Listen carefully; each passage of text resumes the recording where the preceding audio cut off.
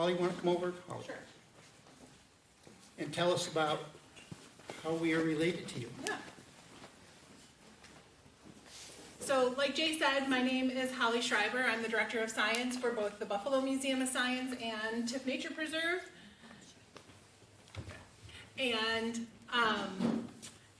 I'm really happy to have you all here tonight. One of the best parts of my job is to work with our affiliate organizations, and that is one of them is the Western New York Environmental Alliance. Actually, our newest affiliate, as of I think the end of 2025.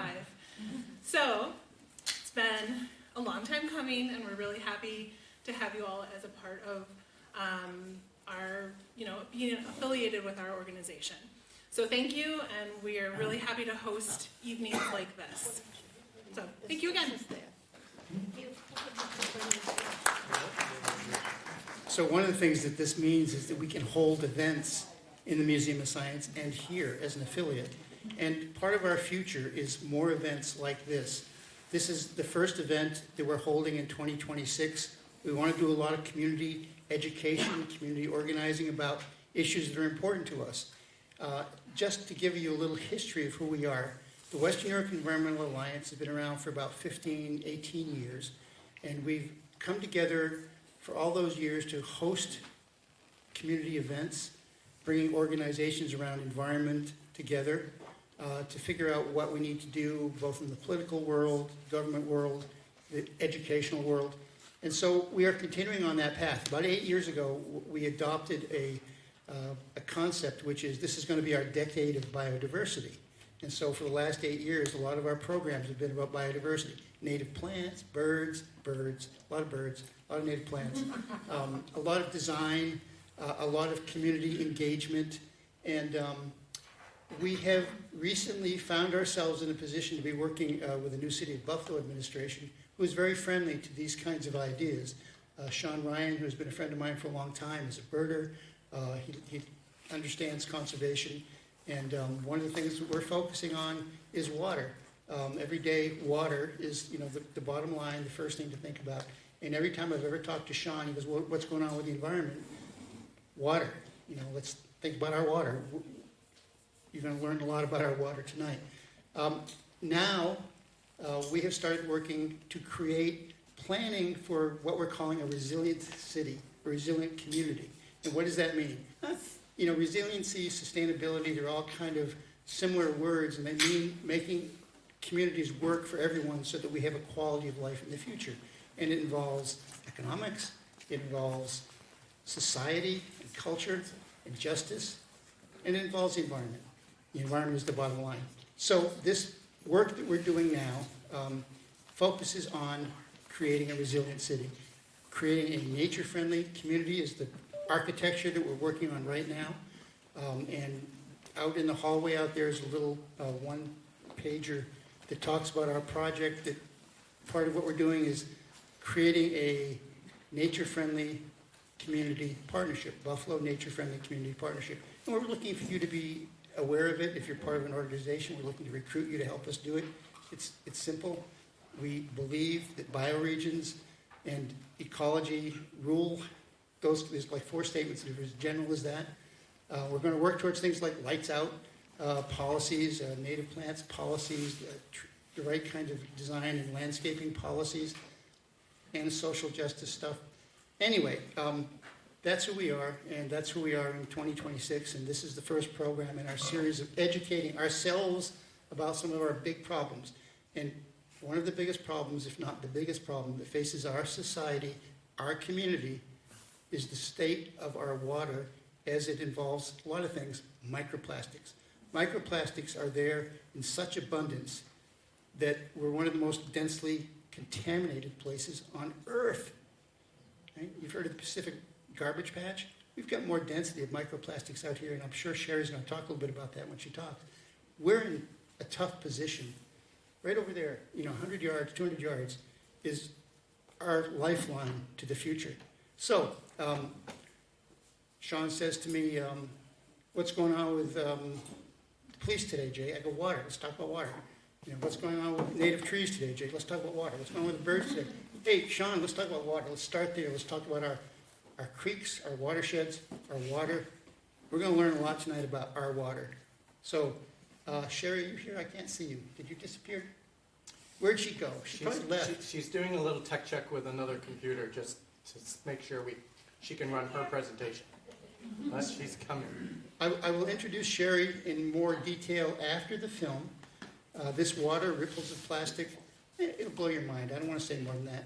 It's intense work.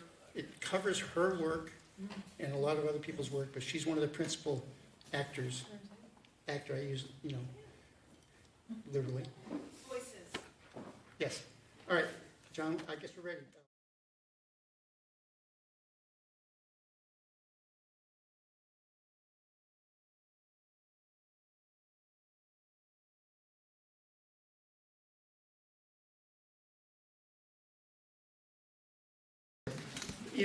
Erie is not far down the lake as the water flows. And then further down, Toledo, Detroit, we're connected. And so when we talk about bioregionalism, we're talking about how the whole region impacts our health. Our health comes from her pee.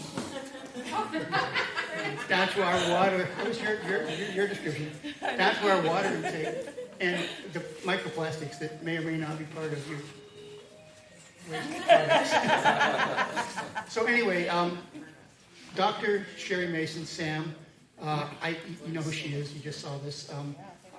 I think, the GOAT of microplastics research and education. You know what a GOAT is? Yes.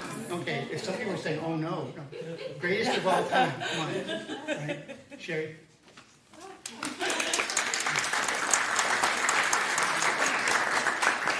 Sure, I'm supposed to go on after that. That's like big weight. Okay, so I didn't make any changes to my PowerPoint. I'm just going to make a change to the microphone. Oh, you're going to stick it closer to my nose? Okay. So I didn't make any changes, but we're going to answer all of these questions, and we're also going to hopefully have time to just have a discussion too. Because I always find that the Q&A is the funnest part. But there were a few things that Jay asked me to talk about that I wanted to talk about relative to the movie. So just a little primer here. We talked a lot in the movie about microplastics. I don't think we really fully defined it. So a microplastic by definition. Well, see, this is why I'm not good. I like to Pull your podium forward a little bit. Well, I'm just gonna end up. I'm gonna try and use my pointer, but I'm very mobile. I should have warned you. Okay, so macroplastic on the right side becomes mesoplastic, becomes microplastic. It's a breakage process. So with plastic, it's mostly a mechanical and not so much a chemical process. So one thing that wasn't mentioned is I am actually a chemist. So that's how I understand the world, is through molecules and chemistry. And so it's kind of funny that I talk about plastic, because the degradation of plastic, unlike paper and other materials, is largely a mechanical breakage as opposed to a chemical or biologic breakage. Because it is a synthetic molecule, it doesn't come from nature, nature doesn't know what to deal with it. But microplastics, because you hear this term a lot, by definition, a microplastic is any piece of plastic that is between 1 micron in size and 5 millimeters, which is a huge size range. Okay, so 5 millimeters, everybody used pencils when they were in grade school. The little eraser on the end of your pencil, that's like 5 millimeters. Okay, just to give you an idea, 100 microns is the width of an average human hair. 100 microns. So take your human hair and divide it into 100, and that would be 1 micron. Okay, so the smallest microplastic is 1/100th the width of a human hair, all the way up to a grain of rice. That's the size range of microplastics. It's a really, really large size range. Okay, so some microplastics you can see, but many microplastics you can't. As we talked about in the movie, we have two kind of categories of microplastics. Most microplastics are secondary, that is, they break from something that was larger. But there are primary microplastics, so these are things that were designed to be micro-sized. And one of the questions we got was, how do the little starter beads end up in water? So he's talking, or this person is talking about the pre-production plastic pellets, otherwise referred to as nurdles, which is way too cute of a name for something that is so evil. So how do nurdles end up in our water? Anybody want to venture some ideas? All right. You're looking to me to tell you the answers, right? Okay, that's why I'm here. Okay. So plastics, the starting point of plastics is actually fossil fuels, right? So in a refinery, like the one that we have in Warren, PA, or the ones that are all along the Gulf Coast of the United States. That's where most of the refining industry in the United States is along the Gulf Coast, Louisiana and southern Texas, okay, along the Gulf of Mexico.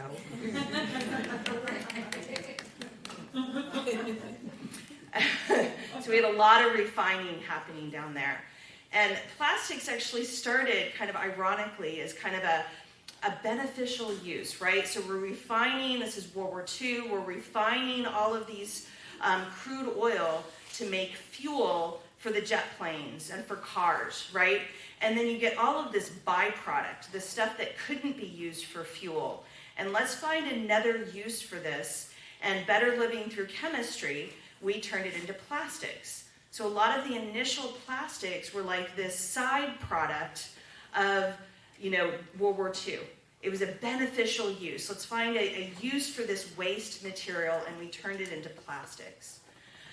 And so in a refinery, they will take these, this stuff that can't be turned into fuel, and they'll turn it into plastics. And it's initially created as it's extruded as these long pipes, but then they chop it into these little nurdles, and then it's vacuumed into a tanker or a railroad car or a semi-truck, and it's moved. Now, can anybody tell me what happens when you're at home and you're vacuuming and then you notice that there's some smuts up at the top, so you disconnect your hose? What happens?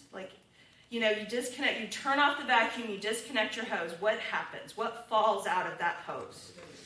Dirt, right? What do you think happens when you disconnect a vacuum hose that's holding nurdles? You lose nurdles. One of the largest environmental wins in recent history, and I think actually all-time history, is Diane Wilson down in the Gulf Coast of Texas sued ExxonMobil because of pellet loss and won.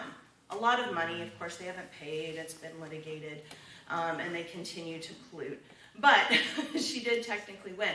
So you get a lot of it happening at every kind of point where these nurdles are being transferred from one place to another. In Erie, Pennsylvania, Pam, did we show you this when y'all were there? We talked about it, but I don't think we took you to it. Okay. In Erie, Pennsylvania, where I live, we get 30 railroad cars a week that come in to Erie, Pennsylvania, because we have over 15 producers of plastic products in Erie.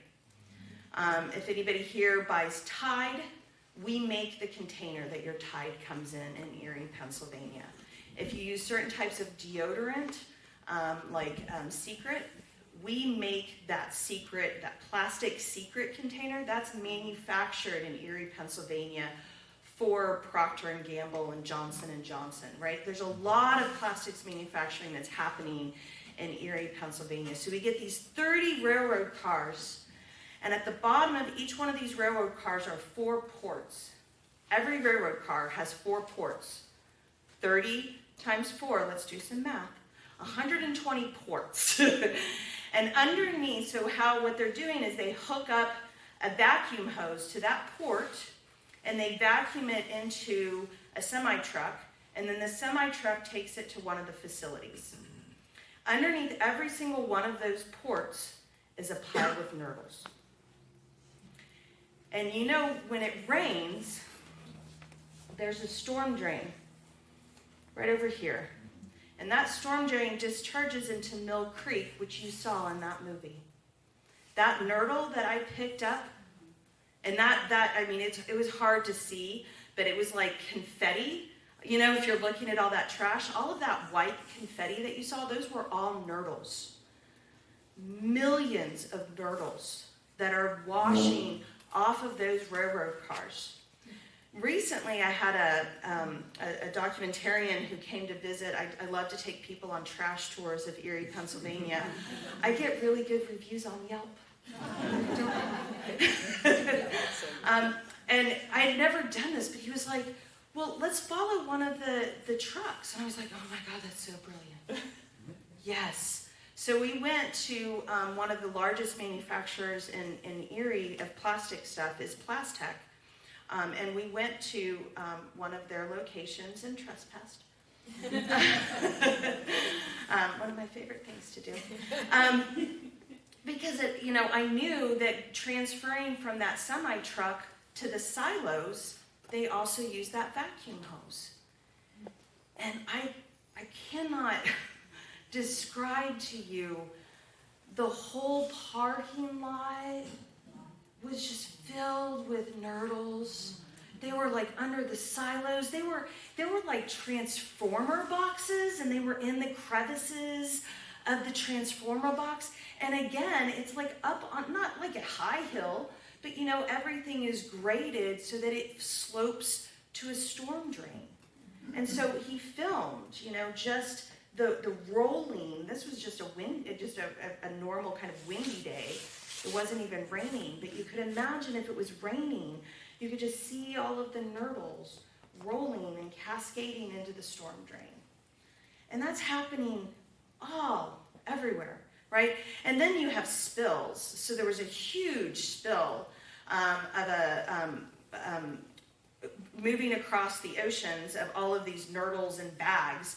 And, it was a storm, and the tanker went over, and it was this huge, awful, devastating environmental issue. And like Singapore, they were just washing up by the billions, quadrillions, whatever, Googleplex number of little microbeads. So that's how they end up in the water. They're just constantly lost because they're tiny little beads, so they're really easy to be lost.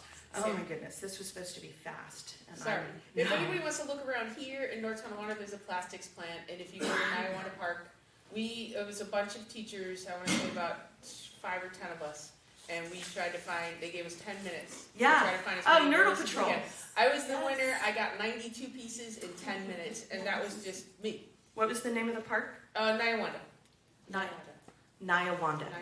I said that correctly. I Okay. think so. Okay, so if people couldn't hear or for the recording that's happening, Niawanda Park is a good place to go look for nurdles because it's close to a plastic manufacturing plant. To piggyback off what you were saying, there is a website. Nurdle? Yeah. There's a website where all of the nurdles that you collect Yeah. get entered in, and the location where you collected them, and then even the pieces of trash that was also in the movie, like the size of the trash, how many of that kind.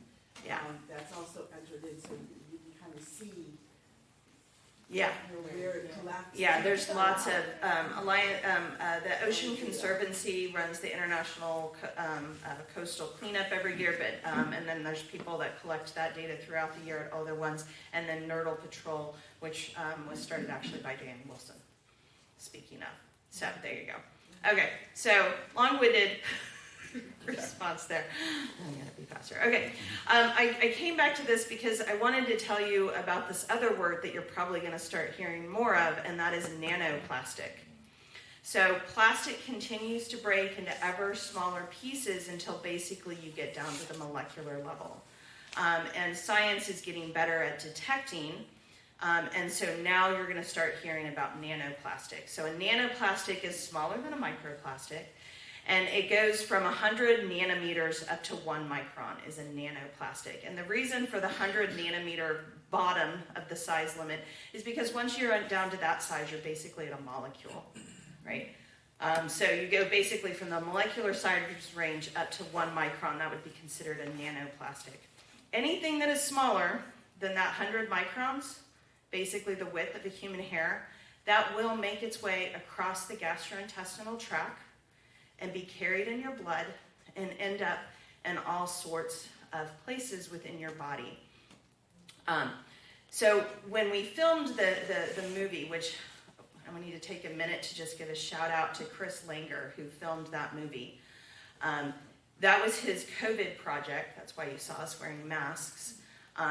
He went to a beach cleanup during COVID, and he was like, I need to do something to help communicate this issue. And he made the only movie about Great Lakes plastic pollution. This is it. You watched it. You know, so there are other movies about plastic pollutions, but they tend to focus on the oceans.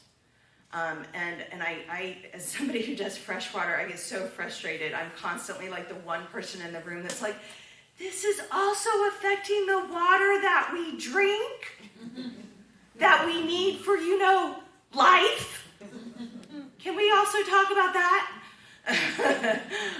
You know, because it is oftentimes focused as this is an oceans issue, and the problem is that a lot of people don't live near the ocean, but they live near a river or a stream or a lake, and then when you start bringing this home, people start to care more.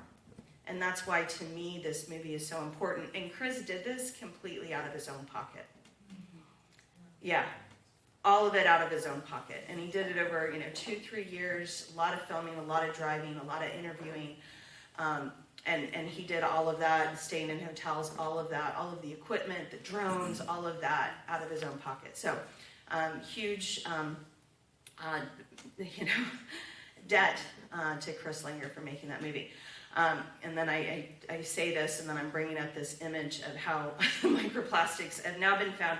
So in the movie, I mentioned the fact that they had recently been found in human feces. Okay, since then, they have been found in our blood. They've been found in our lungs. They've with lungs associated with certain types of cancer, and they're breathed more deeply into the lungs than other particulate matter of a similar size. In our blood, it's being associated with cardiovascular disease and increases in stroke. They've been found in our brains, and a really interesting study that showed a 50% increase over 10 years. So comparing brains from 2014 to 2024, 50% more plastic in the brains from 2024 as compared to 2014. Our livers, our kidneys, I think the one that always kind of hits me the hardest is that it's been found on the placental boundary on both the maternal and the fetal side. So it's making its way across the placental boundary. So there's no doubt it's making its way into fetus before a fetus is born. And if you want to know more kind of about kind of the impact of this, so I've been talking since this book came out. Dr. Shauna Swan, she wrote this incredible book called Countdown. Amazing, amazing woman, talking about the impacts that plastic, and chapter 7 of that book is specifically on plastics. And how plastic as a vector for moving endocrine disrupting chemicals is affecting our ability to procreate. So, and it's affecting both females and males. So men, lower sperm counts, lower sperm mobility, affecting the shape of the sperm. And for women, affecting, I think this is the most fundamental I remember. It's affecting the age of our eggs. So a 24-year-old woman now, her eggs are the same as like a 36-year-old when I was a kid, right? Yeah, and so, and I myself have several friends that are having trouble getting pregnant. and which is why I want to tell you on March 16th, I haven't watched it yet because it doesn't come out till March 16th, but on Netflix is a documentary called The Plastic Detox. I had heard about it because somebody that was interviewing me was telling me about it. Dr. Shauna Swan takes 6 couples through a plastic detox. So the 6 couples all having trouble getting pregnant, takes them on a plastic detox. Within 3 months of reducing their plastic usage, they start getting pregnant. Yeah. I can't, you can't drive that part any more home than that. You reduce the prominence of plastic in your life, it affects you at a very molecular level. So somebody asked here about kind of what are kind of the processes. I can't find it now, but I'm looking for it. What are the processes? And I am not a biochemist. So I can tell you that I am working on a partnership with St. Vincent's Hospital in Erie, PA, to do some of those plastics in human health. So I'm looking to collaborate with people who are smarter than me, or differently smart than me, I'll say that. Right, so we've got a pathologist, an endocrinologist, an oncologist, a digestive disease, kind of specialties across the board. And then I have some faculty members at Gannon that are actually working on a real blood test, not a fake. There's blood tests out there right now. I'm highly skeptical of them. If you look up like their methods, it's a black box. They're like, we send it to a lab.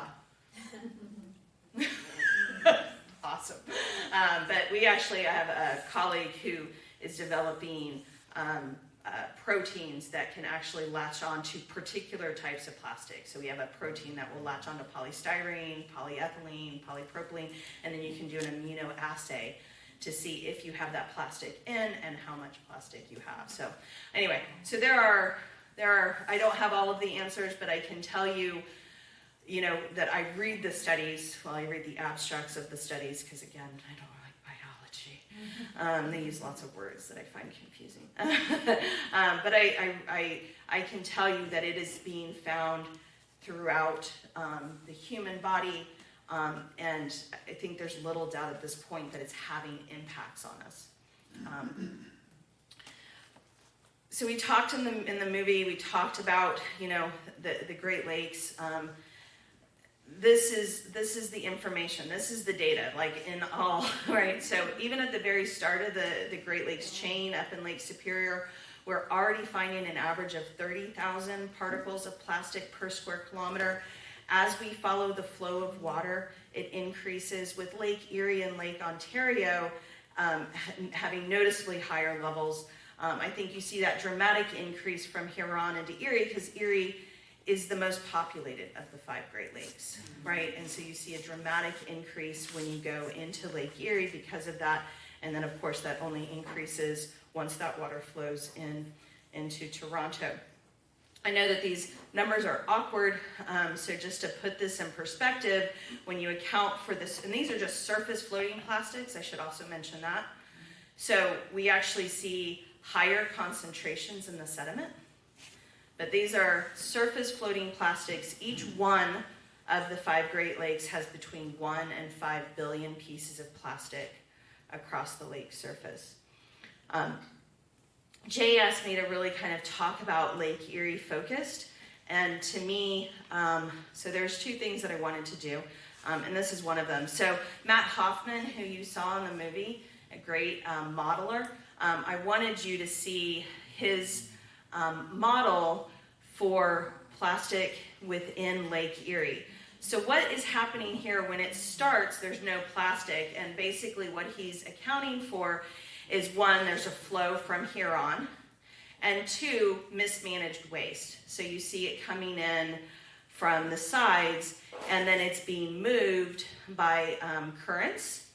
And then the different colors, it's hard to see with the blues and the greens and the purples, but but it was pretty, so I wanted to put it up there.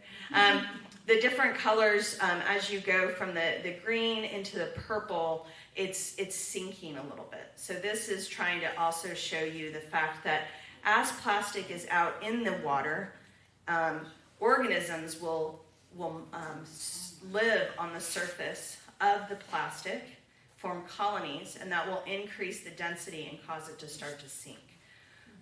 I compare it to how we live on the surface of this planet, right? It's a similar kind of thing. So you have microorganisms that will live on the surface of the plastic and increase their density and cause them to sink.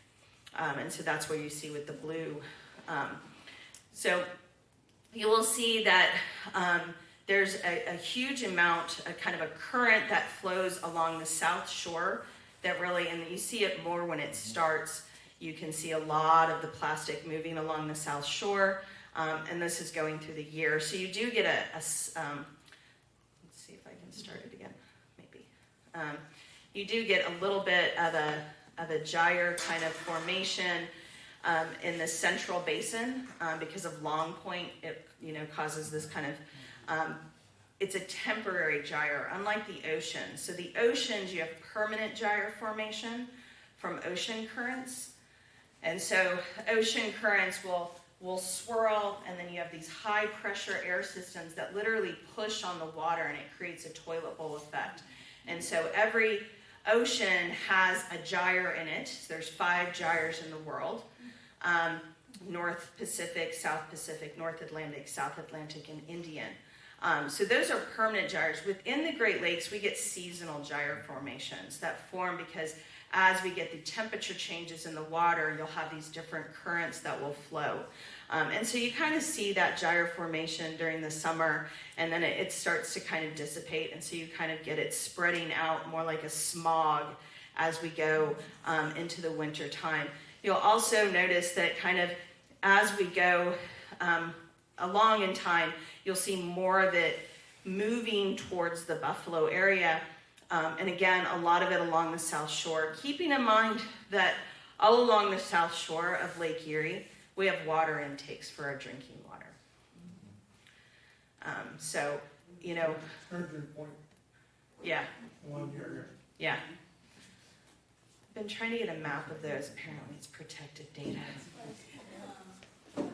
They're worried about people poisoning our drinking water. And I'm like, well, we're already poisoning our drinking water. We're worried somebody else is going to do it? No, we only get to poison ourselves. Buffalo's water intake is right at the beginning of the Niagara River. Yeah. So you And can it's, see it you kind of could spread. see it. The roundhouse. Yeah. So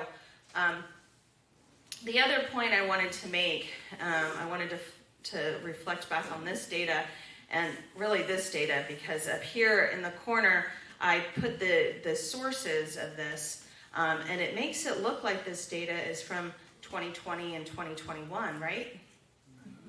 Wrong. These are 2 review articles that were reviewing scientific papers that had happened. My work started in the Great Lakes, so my work is like the first in the Great Lakes, right? That our first paper came out in 2013. The work, we collected the samples in 2012, but the paper came out in 2013. The most recent data we really have from the Great Lakes, from any real serious scientific surveys of the Great Lakes, those data were collected in 2016. And then this was an article reviewing that data, okay? So my point here is that the data is old, and because there's no regular monitoring of the Great Lakes. I mean, this is how science happens, right? We go and we do these studies, and then we're like, oh, I was like, okay, I want to look at wastewater treatment plants. I want to look at fish. I want to look at sediment. I want to look at drinking water. I want to look at bottled water, right? You move on. And if there's no funding to have us do this regular, continuous monitoring of the Great Lakes, it doesn't happen. So I wanted to highlight, it's not a scientific study, but this was work that was done on the EPA research vessel, the Lake Guardian, and we have one of the teachers that was on board and helped to count all of the particles of plastic that you're going to hear about. So if you're not aware, the RV Lake Guardian goes to each one of the Great Lakes in a 5-year rotation, right? So it was in Lake Erie in 2014, and I was honored to be on board. And it was there again in 2019, and then 2024. And they invited me back in 2024. So during 1 week, so they spend the whole summer, the boat spends the vessel. It's a ship. Spends the entire summer going through, but for 1 week of the summer, they collaborate with the Sea Grant agencies, and they do this science educators cruise. And so they bring teachers and other environmental educators on board to work with scientists to see how science really happens. And then the idea is to help the teachers to adapt it to their own classrooms. So that's the reason why I got to be on board in 2014 and 2024. And both times we were looking at plastic. And this is what we found. So 2014 is in the darker blue, and then 2024 data is in the lighter blue. And this was created by somebody who interviewed me, and I just thought it was so pretty that I always use it. The average increase. So I want you to notice all 5 sites. There were 8 sites in total, but only 5 overlapped between the 2 years. So this is why I said it's not a rigorous scientific study, but it is a very interesting one. All 5 sites saw an increase in plastic, which kind of surprised me, because I kind of expected some would be higher and some would be lower because of the way that plastic moves. And if some were higher and some were lower, you'd be like, okay, that's just fluctuations, right? But the fact that all 5 were higher tells me that, in fact, we are seeing higher concentrations across Lake Erie, and an average of 21 times. So this is a lot higher. And we didn't even get to count all of our samples because there was like a hurricane that came through, and we ran out of time. Okay, this one is not as pretty, but it shows you the places where we took samples, and then we overlaid it with the abundances. So first of all, 2014 is in green, and notice in 2014, none of the samples had more than 50,000 particles per square kilometer. None of them, okay? So the green dots are all the same size. But in 2024, we have very different sized dots, and they go up to, we had our samples out near Buffalo. Should be concerning to you guys. Both of those samples had over 500,000 pieces of plastic per square kilometer. And those were the ones that we collected last, and we didn't actually finish getting counted, despite the fact that they were up basically all night. I went to bed and was like, see ya. And they stayed up. I, however, did a lot of data analysis. I helped make the PowerPoint, so I feel better. Okay, so I wanted to bring this up because this really shows you, the fact that where we saw the greatest increases were out on the eastern end of the lake, closer to where you guys are. That's downstream. Yes, and it's like collecting, because it's, that's where it narrows to go into the Niagara River, so you're going to see higher concentrations. But still, relative to 2014, same locations, right? Dramatically higher concentrations. So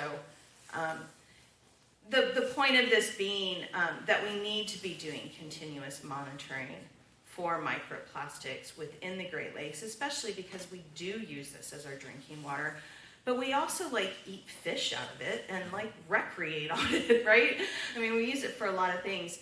And to this end, there was, so if you're not aware, the Great Lakes are managed under international joint agreement with Canada. It's kind of the outcome of the War of 1812. We agreed that we would share these resources, and in 1972, they established the International Joint Commission And they set up these science advisory panels to make recommendations to the International Joint Commission. And so this was one that came out a little over a year ago. And one of the points that they made in this is that we need this regular monitoring. And that was what, I was trying to talk about. They made some other points too. And then I was telling Pam beforehand that this was basically almost the same slideshow that I shared with the Great Lakes Commission, which is another governing body that makes kind of recommendations. And they passed a resolution in October of this year saying, yeah, we need to be doing regular monitoring of microplastics. And so hopefully that will start more of this happening, but we'll wait and see, because it's always just advice. Okay, so questions now. And then we are going to take questions from the audience too. Oh goodness. Okay. Oh goodness. Okay, so I'll just start at the beginning. While prevention, proactiveness, and education are the means by which to mitigate future problems with plastic pollution, what is the most effective and safest way to dispose of problematic plastic items that already exist? Sadly, landfill. It's not the answer any of us want. I don't like giving it, but that is the answer. It's a landfill.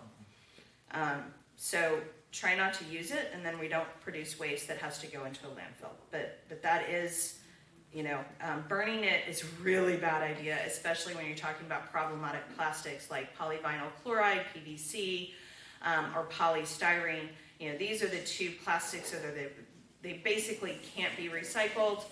They're the most problematic, and if you burn them, you end up forming things like polyaromatic hydrocarbons, polychlorinated biphenyls, dioxins, furans, some of the most toxic airborne substances that we know that cause impacts on living organisms at the part per trillion level.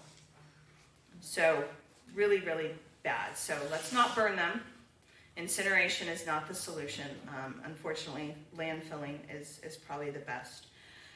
What percentage of plastic collected through municipal recycling is actually used again within new plastic products? Yeah, because the reports out there are like 8% of plastic is recycled, except that is like, well, we put the plastic in the shipping container and it went to China, so therefore it was recycled. Not actually. Yeah, so it's low. It's really low. And part of it too is that a lot of people wish cycle. They put things in their recycling bin that they wish could be recycled. So it's really important that when you put things in your recycling bin, you make sure that you're putting things in there that you know can actually be recycled. And I do know that means you have to put things in your trash can that it hurts you. It physically hurts you. I know this because I also go through it, right? I try in the summer to go and pick my own strawberries or get strawberries in the little reusable containers that I take back to my local farm stand. But occasionally I'm in a hurry and I stop at a grocery store and I get them in those clamshelly things that are really soft plastics that you can't put in the recycling bin, and it breaks my little heart because they have to put it in the trash and I hate it. Yes? Why isn't dark glass recycled? Why is dark glass not recycled? I don't know that. I don't know. Strange. This is a plastic seminar. I do not know. I thought dark glass could be recycled, especially if we turned into sand, but I don't have an answer for that, so I'm sorry, sir. So clamshells, I think, can they be used in Trex decking? There's some, yeah, I have, so one thing with plastics is that even when it is recycled, I think Trex decking is a good example of this, it's typically used only one more time. So it gets turned into decking, and then when your decking breaks, it goes into a landfill, or it goes into the lining of your jacket, and when you get a hole in your jacket or you decide you need a different color, that goes into a landfill. You can't recycle it after that. So possibly it could go into Trex decking, but not everybody has access to a recycling center that will collect that. You cannot put it in your at-home curbside recycling. So keep that in mind too. That there might be some plastic items like plastic bags that you can take to the grocery store, and those definitely get turned into the Trex decking. So I'm going to open it up to questions. I want to get through these first, and then we're going to open it up to questions. Goodness, I might be here all night, Jay. Which I have no problem with. I don't typically get invited to parties to talk about plastic. So I really appreciate Jay throwing me a party where all I get to do is talk about plastic. Yeah, my husband studies genocide, so the two of us never get invited anywhere. Yeah, I know. We are not fun. I know, right? But we're perfect for each other. Okay. I've never heard of this green Leco fishing, but it's a paper bottle, which is just a plastic bottle wrapped in paper. Yeah, a lot of the box water kind of things. I would prefer canned water, like I appreciate the fact that we have bubbly here, right, where you can actually recycle those cans. A lot of the box water, you can't. It's still lined in plastic, so I'm not a big fan of those. I appreciate the intent. And when they first came out, it was revolutionary and eventually led to this, but obviously using your refillable containers is preferable. And if anybody was watching me, I was drinking water like I hadn't had water all day back there while you were watching the movie. Do we have any refill shops in Erie County? And you guys do. I'm so jealous because I only have one and it's not very good. But you guys have a few. There was one in Elmwood. I forget the name of it. So yeah, just Google it. Is this movie available for groups and school showings? And you had asked us about this as well. So currently no, because like I said, he did this all on his own dime, and so right now he's got a contract so that it can be accessible to school groups for a fee, because he's trying to recoup some of his costs. So if you wanted to reach out to Chris Langer, Wonder House Films, you could reach out if you wanted to do a screening like this. Yeah. Western New York Environmental Alliance is happy to say that we have leased it and we're contributing. And so thank you for coming out, and you are helping. Yeah. So I reached out to our BOCES, which is regional, to try to get it into our BOCES system so that Yeah. every school can access it. oh, cool. That's what I'm trying to do. Yeah. So we are trying. I think his focus really is on the kids right now. So he's working on that, and then hopefully at some point it'll be on YouTube. But until I think the current license with this educational organization is done, he can't put it on YouTube. Licensing. So yeah, and it wasn't. I bought it. I had it I did a big screening in Erie when it came out, and got a grant. And for $1,000, I got to lease it for an entire year. And so I've been showing it all over Erie, as much as I can to any organization, so including you guys. How has our local plastic bag ban worked out? So the word on the street is that Ocean Conservancy, which runs the International Coastal Cleanup, is seeing a decrease in plastic bags in the cleanups, so that's good. There is non-compliance, which is bad. So, nothing's perfect, but we are seeing an impact from it. And then I guess it's probably a way to report people. Can you report people, Jen? Do you know? Does anybody know? Can you report non-compliance? How does that work? You don't know? Okay. I don't know either. Sorry, not a Buffalonian area. At least y'all have a ban. We don't. Working on it. Okay. To what extent do you feel like we're at an irreversible point? Understandable question. And maybe it's because I'm a perpetual optimist, and I think the only way you can be an environmentalist is that you are a perpetual optimist. Otherwise, you would just kill yourself. I mean, let's just be blunt, which nobody should do. Please don't. So I do, you know, this is a man-made problem, right? We had society, I know it's hard for the younger people in the audience to remember this, but we had society before plastic. Yeah, people went on dates, they kissed, they had babies, they went to hospitals, all of those things happened, I know. I grew up in Texas, it's really hot down there, I don't know if you know that. I grew up in Texas without plastic bottled water. Oh, how did I survive? You know, we went running around the neighborhoods, and the way that we hydrated was to go up to random people's houses and turn on their spigots and drink from it. Nobody ever stopped us. They do have a lot more fences in Dallas, Texas now than they did when I was a kid. That might be why. I don't know. They don't like each other as much as they used to. But anyway, so we had society before, and this is a man-made problem. So I do think that, you know, I do not think that this is insurmountable. I think most plastic, actually 40% of plastics that's manufactured is for packaging. 40%. And it's stupid. So stupid, right? It's the bags and the bottles and the straws and the takeout containers, right? That's most of the problem. That's the biggest piece of the pie, and we don't need any of that, right? So we can get away from that easily, and then we can talk about the bigger, like, then people go, well, what about hospitals? Okay, 5% of the problem.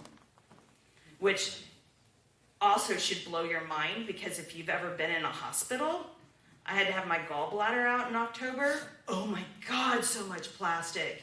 And I kept thinking the whole time, this is only 5% of the problem. Right? So, but then we can talk about those more complicated, you know, scenarios and how do we solve those. Cars are a whole lot more fuel efficient because of plastic. They are, right? And so then how do you deal with that? But we also know every time you get into a car accident, there's plastic cascaded everywhere. Nobody cleans it up, and it washes down a storm drain. And then I pick it out of the litter boom. Right? So we know that happens. So I think that, you know, bioplastics are probably the best solution for situations like that. We do need to get away from the chemicals that are used in bioplastics, which are currently the same chemicals that are used in synthetic plastics and are endocrine disruptors and blah, blah, blah, blah, blah. So there are solutions out there, and I think we will get there. It's how quickly. You know, I would like it to be faster than the 70 years it took us to get to this moment, right? That's the biggest question. What is biodegradable and what is compostable? Okay, good questions. So, biodegradable means that an organism can use it as a food source. Compostable means that it has to be in a situation in which there are very specific conditions that are being met in terms of temperature, humidity, you know, certain amount of microorganisms that are present, okay? And to make it worse, you have backyard compostable and industrial compostable. So a lot of the bioplastics that are currently on the market are frequently sold as biodegradable. They're not. They might be sold as compostable. They're only compostable in an industrial composting facility. Most people in the United States do not have access to an industrial composting facility. Do y'all? No. I don't. In Erie, we used to, and then they went under because they couldn't scale fast enough. You saw in Cleveland, Ohio, they have Rust Belt Riders, so they have access to that. Doggy poop bags that are compostable, don't buy them. They're not going to. You put them in a landfill, they're not going to biodegrade. Not any more than normal plastic. So I just reuse my bread bags. Like I never buy dog poop bags, just for the record, which is not to say I don't pick up my dog poop, I do. But I just use other bags that I end up getting from other situations. And then every time I'm out walking my dog, I'm always finding bags on the ground. like constantly. And so I'm always picking up, literally you can look in the pocket of my jacket and I probably have 5 bags that I picked up off of the ground. They're like dirty and wet. It's like, oh, this will be useful. Would be my advice. So you have to be very careful on the biodegradable and compostable. Food is biodegradable and compostable. So it's like a subset. Right? Sam, I have a Yes. question. So back to composting. Yes. Can plastic, all plastics, any plastics be composted? No. So it's not relevant. Correct. Bioplastics can be, in some bioplastics, so BPA and PHA, there we go. PHA and PHB are compostable. They're bioplastics, so they're made from like switchgrass, something like that. And so those can be composted in an industrial composting facility, but if you don't have that, then no, right? And since you don't, yeah. But any of your normal polyethylene, so your polyethylene terephthalate, which would be your bottled water, or any kind of bottled beverage, not compostable, right? Plastic bags, not compostable. Milk jugs, not compostable. So the biodegradable things, which are a food source for some organism, does that disappear? You mean the biodegradable? You describe biodegradable as food source for some organism. Mhm. Things that are biodegradable can generally be composted, but not everything. Did I say that right? Things that are biodegradable can be composted, but things that are compostable are not necessarily biodegradable. Yes. Does that make sense? Yeah, I'm just wondering if any of them work. They don't, right? Plastics don't. A lot of it is greenwashing right now, because people want to do the right thing, and that stinks because then they're taking advantage of you, right? They're like, you're trying to do the right thing, yeah. So be very, very careful and think about, if in the end I'm going to put this in a trash can, that's not a compost bin. Yeah, Sam, there's a question in the I back. saw that, yeah. Yes? From a policy perspective, if we were to have legislation, what do you think the best direction to go in? Would it be to regulate those sources like we're describing, plastic factories that have knurls everywhere, controlling those getting in the water? Would it be, stopping the production of plastics altogether? Would you talk about barriers to prevent, should cities be required to have barriers to prevent this from flushing into bodies of water like the lakes? I mean, where would you start, and are you aware of any legislation pending now that would be along those lines? So the question for the recording is about legislation for this problem. And so it's a multifaceted problem, which means that the true solution is going to be multifaceted. But the number one kind of piece of legislation that I think that we need, as I talked about in the movie, is extended corporate responsibility, or sometimes it's called extended producer responsibility. And so these are laws that have been shown to be effective. So, example, in the 1930s, 40s, car batteries had a recycling rate, car batteries, like the big ones, right? Lead acid batteries had a recycling rate that was abysmal. It was like 5%, 8%. It was really, really bad. And now it's over 99%. Why? Extended producer responsibility. So we started requiring any place that sells car batteries has to take them back for recycling.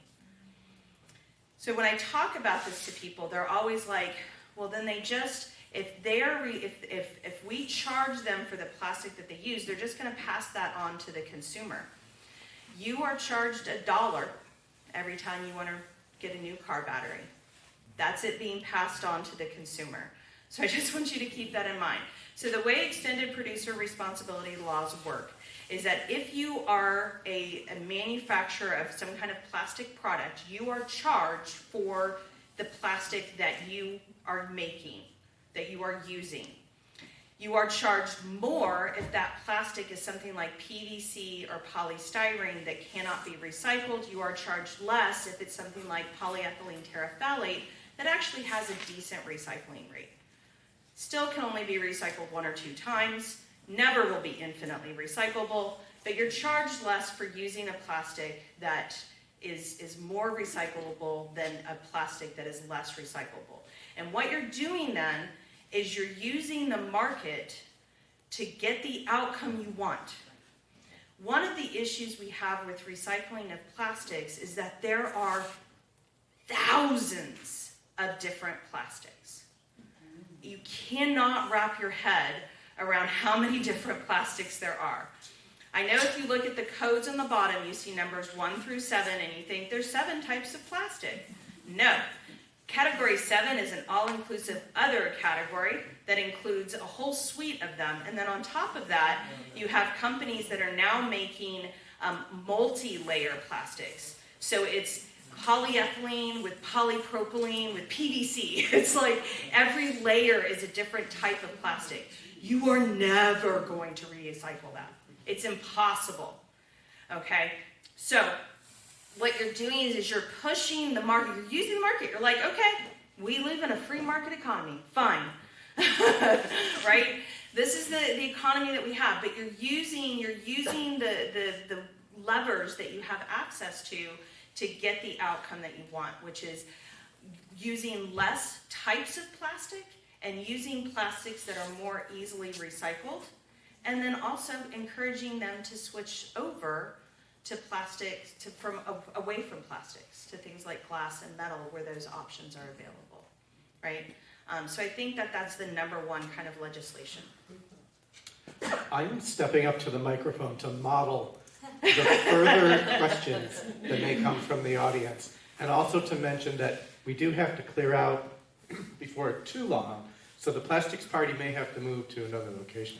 We're okay for a while longer, but again, if you have a question, come on up to this microphone and talk about this far away, and then we'll all hear it better. So if you have questions, line up. Okay, and then Don't do it from your seat. If you do it from your seat, we can't. We can't hear, and then I have to repeat it for the recording. I had 2 questions about water filters. The answer is no. Okay, the short answer is no. We cannot filter ourselves out of this problem. It's, at best, water filters are like a delay mechanism. So like, to be honest, the first water you pour through, you get a lot of plastics that come out from the manufacturing process. So don't drink that water. That's why they say like, pour X amount of water through before you start drinking it. You thought that was for, yeah. Okay, so it's because it's going to have a lot of stuff in it that you don't want to drink. And then it will hold up the plastic for a little while, but the more water you put through that water filter is going to start to push the plastic through, and this happens in the soil. So I've had questions about like if you're on a septic system, if you have an aquifer, right? If you are you're not on municipal water. If you're on a septic system, oh, is my water cleaner? No, it is cleaner. But we still find microplastics in aquifers because they push through the soil and they end up in aquifers, similar to how like a water filter. Okay, somebody asked about the manufacturing, and so yes, the extended corporate responsibility, that's exactly this, that we need to focus more attention on that. I think that's the #1 thing that we can do legislatively. And then again, we can talk about other things. Assuming the world stopped producing using plastic today, when would microplastics degrade to the point, I wouldn't say degrade because it implies biodegradation, I'll say break. Will break to the point that there's no longer an issue to human health and the environment. A very long time. That's the short answer. I don't have a good answer for you. What will happen, so plastics break, they eventually will, in the Great Lakes, they'll build up biofilms, they'll sink, they'll get buried. And that's ultimately what has to happen with plastic. It has to be pulled out of the living, skin of the planet. It has to be pulled out of the ecosystem. And so until it's pulled out of the biosphere, it will continue, right? So it's raining down, it ends up in the water, and then we drink it, and then, it keeps moving through the environment. And I would say on the short end decades and probably closer to a century, just because of how much plastic is out there and how long plastic exists and is around for. That was not a fun one to end on. Somebody ask a question. I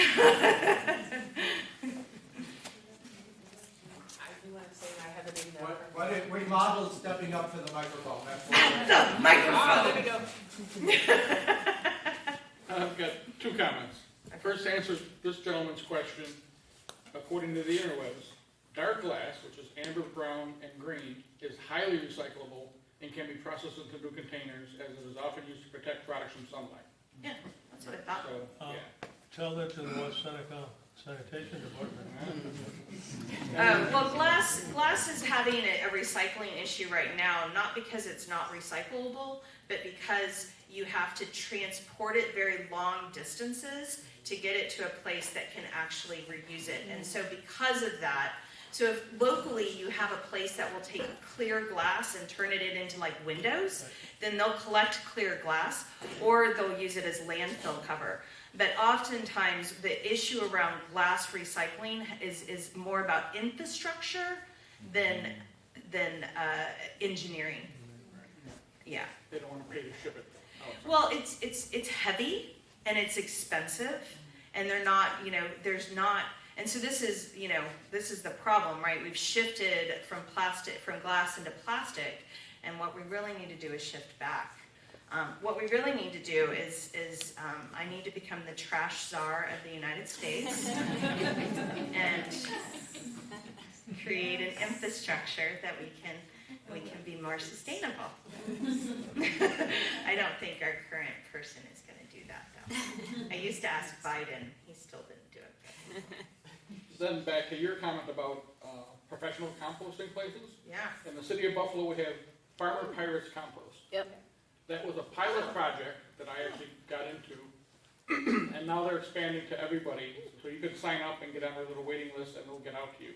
But not for plastics. Not for Not for plastics. plastics, This is just like regular food compost. composting, right? Yeah, which highly recommend if you can't food compost at home to find a place. And then you can talk to them about whether their temperatures get high enough. They do. They do. That you can use compostable bags. So then you can, if they'll take dog poop, then you could use their compostable dog poop bags and put it in their bin and have it. But some places still won't even take dog poop that way because of concerns about bacteria and viruses and stuff like that. So ask them before you start throwing your dog poop in your compost bin. But good to know, pirates something? Farmer pirates? Farmer Pirates Composting. And once again, Buffalo proves that it's better than Erie. Y'all also have better beer. I'm just going to admit that on the outset.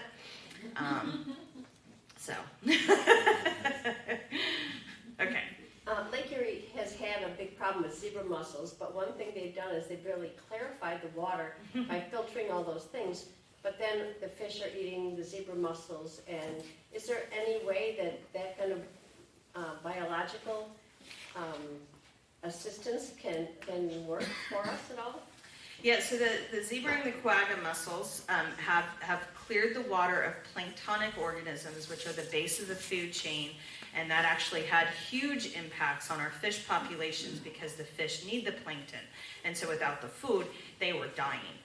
But in a weird turn of fate, the round goby, which is another invasive species, also from the Caspian Sea, has come in and is eating the zebra and the quagga mussels because it is a natural predator, and our game fish are actually eating the round goby. So, oddly, Lake Erie is making a rebound from the zebra and quagga mussels faster than the other Great Lakes, which is not unusual because it always happens in Lake Erie first. But it is really interesting that we're starting to see a rebound in fish populations, and we're starting to see kind of a stabilization of the zebra and the quagga mussels. But that hasn't That helped has the has plastic. nothing to do with microplastics. but some information that I learned recently, so I thought I would share it with you guys.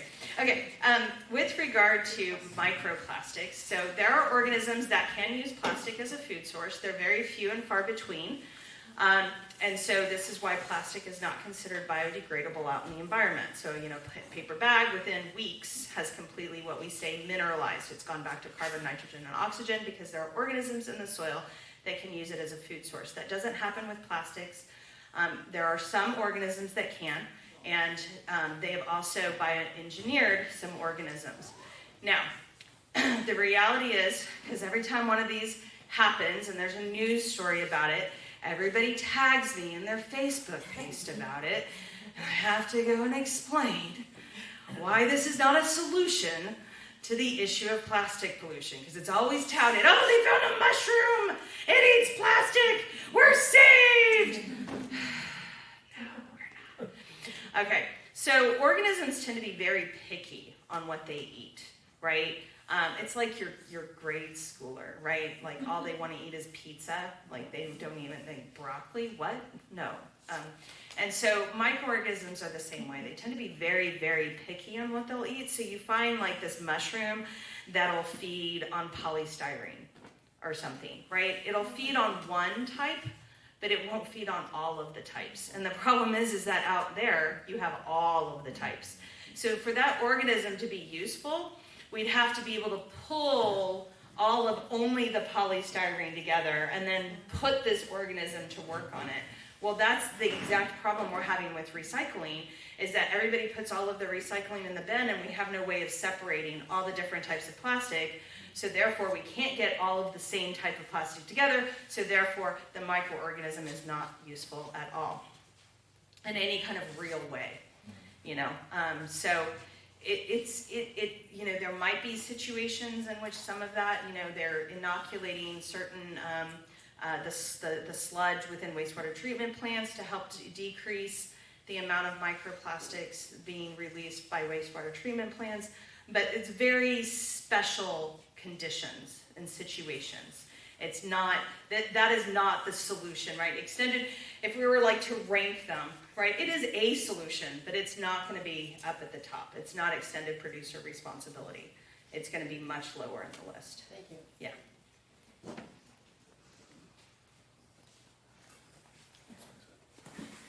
Ben's getting up to the Real quick, microphone. I just wanted to say, I had the name of the park wrong. It's Gratwick Park. Gratwick Park. Gratwick. Gratwick in North Tonawanda. Yeah, there's a Okay. plastics company right there, and that's where you find the nurdles. So if you're going on a nurdle patrol, it's Gratwick Park. Gratwick Park. Sorry about that. Which the name? Durez. Durez. Plastic. Plastics. Oh, it is, yeah. Part of accident. Not good. Don't sue us. We're just stating facts. So why do they have to make those noodles? Why can't they make a different form?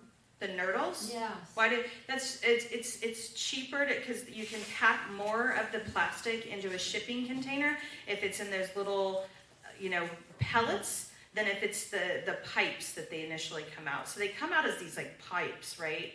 But those, So it comes down to the money. of course, Also, follow the money. If you have to talk at the microphone. the I'm gonna get yelled at. the machines that produce products Yes. are also Well, they're designed the Designed. machines. Yeah. to take smaller pellets. Yeah, so which came first, the chicken or the egg, right? So, but yes, the machines that then, turn those pellets into some kind of product they are designed to move, and they have the funnels, they're designed for those pellets. That is true as well, yeah. But that is how they are shipped, so, we need some control, some legislation over the pellet loss as well. What is the impact of loss of federal funding for any of your programs? That's had no impact at all, it's completely fine. I think we should end on that note. I spent the first 3 months in my new job working on this one huge grant. It was called a Community Change Grant. It would have completely changed the Erie community. And it was not even read because after we submitted it, they canceled the whole program. And that is still very painful. It's going to take me it's going to take me a long time to get over that. It's hard, I mean, science right now is really hard. Some of the money is coming back. So that was really exciting. I was on an NSF call, and so they're actually putting together a team to review it, to a panel to review another proposal that we had submitted. So that's nice. So some of the funding is starting to come back, but a lot of organizations, a lot of researchers are really focused in on the state level right now, because that's the only place where we really can get some money and some leverage. So it's hard, and higher ed is under attack on top of that as well. So we're getting it from all sides. So it's hard. But, one thing that is you can depend on is change, right? People are not in power forever. And so, but it does bring up the importance of every time you have the ability to vote, every time, not just every 4 years, every time you have the ability to go out and vote, please go out and find the people that represent you, and focus less on identity politics and more on substance, which is not to say identity politics isn't important, but I'll take a boring white man who actually supports science over somebody else any day. So just get out and vote every chance you get, because those small elections have huge impact on our everyday lives. School boards, all of that. So just something important.